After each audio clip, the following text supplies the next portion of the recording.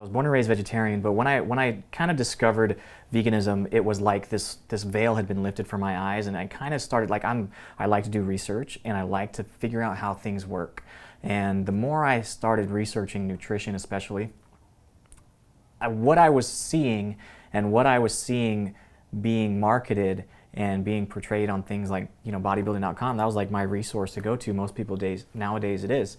There was a lot of like conflicts there. There's a lot of like counter intuitive principles. Like what? And especially protein. Protein's a huge one, right? Protein is so overemphasized nowadays that it's like considered the only thing you need, right? It's like if you put protein on a label, it's automatically considered healthy, right? It doesn't matter how much you need, just try to get as much of it as you can. And if you get as much of it as you can, you're going to grow up and you're going to get big muscles, you're going to be really strong, right? And it's your not stomach's the case. going to hurt and you're going to have a lot of gas. That's what really happens, right? Yeah. So, Right, yeah. so that's a big one, and I realize that there's like a very limiting point, like there's an upper limit there that you just don't use anymore. So anytime you go beyond that, you're just kind of shooting yourself in the foot and spinning your wheels. Which will hurt you when every moment counts, every calorie counts, everything counts. Of course, Right. of course. If you could shift those calories from protein over to, let's say, carbohydrates or fat, which is like, our primary energy sources, then, you can push yourself harder, you can recover a little bit better, if you're already maximizing what you need from protein. So protein was a big one that opened my eyes a little bit. The next big one was the fact that I thought at that time that I needed and I had to rely on like the dairy products. Dairy was a big one for me as a vegetarian because I already wasn't eating meat. So there was no chicken, there was no beef, there was no eggs, there was no fish. A lot of these things that are staples in bodybuilding diet, I wasn't eating those already.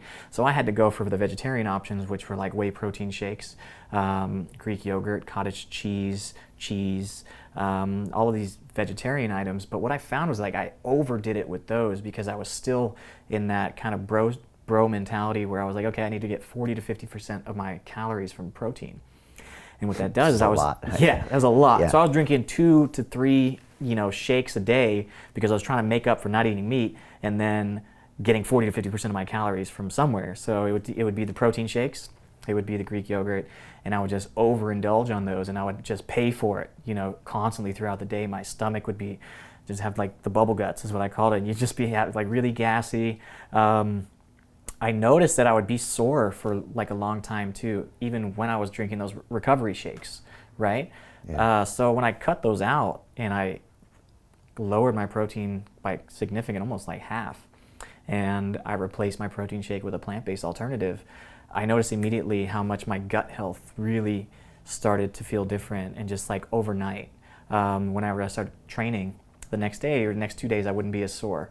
And then over time, I would introduce more greens, and I would just play around with it because at first I was so scared to deviate from my diet, my vegetarian diet, that I was like, oh no, if I can't let go of my protein because I'll lose my size. But what happened was actually the opposite. I started to gain muscle quicker than what I was on a vegetarian diet. Okay. Now I can feel all the comments come in as we speak. No, there's no way. Yeah. That's it. So how do you explain that? Is it the protein myth? How could that have just reversed that quickly? I mean, like I said, I don't think it's like a myth. Like obviously we need protein, but it's overemphasized how much we need. So typically a question that I get asked is, but where do you get your protein from? The moment they hear I'm vegan or they see online that I'm vegan, they're like, yeah, but where does this guy get his protein from, right? The misconception is that plants and plant-based sources don't have protein, or they don't have complete proteins. It's another big one. But the reality is they do. You just have to find the right sources. Obviously, if it's a completely new lifestyle, you might not be aware of it. But once you start looking into the research and looking into just the nutritional labels and everything, there's quite a bit of protein in plants, but it's not just protein like it is with animal products. Like animal products is primarily just protein. Right. You don't get anything else with it, but with the plant-based sources, you get so much other benefits from it. You get your minerals, you get your vitamins, you get your micronutrients, you get things that help you recover and help your body thrive in more than just building muscle.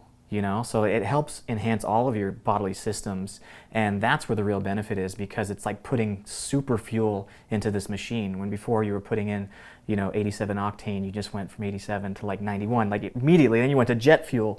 So it's like you just operate at a much higher level. So that's why it always confuses me when I talk to like other elite athletes that are obviously looking for any kind of competitive edge, and they're not willing to try. They think it's extreme. You know, they'll go through all these measures. They'll do ice baths. They'll do cryotherapy. They'll do whatever, you know, supplements they can get their hands on.